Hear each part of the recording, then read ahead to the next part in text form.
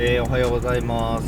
今日は12月の7日、先輩がショールキャンプのとこ行ってみたいと思います。まだ眠たいです。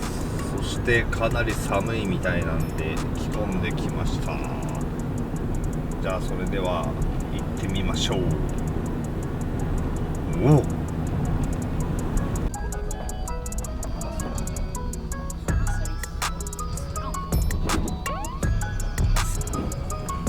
もうちょい右行った方がいいかもし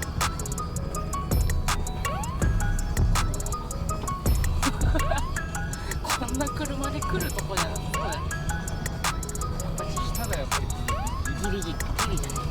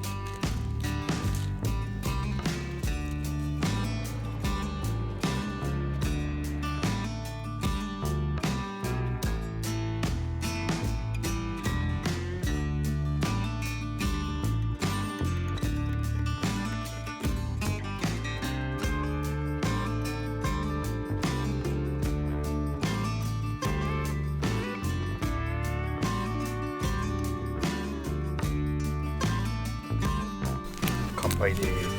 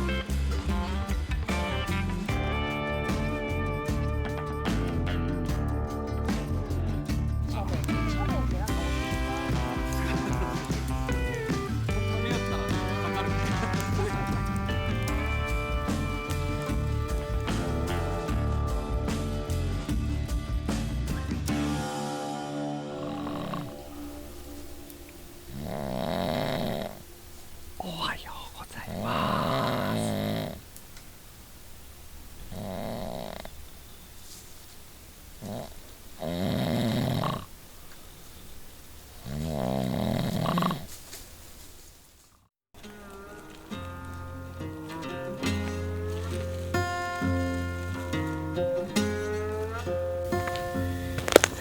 はい、そろそろ日が暮れたんで帰ります。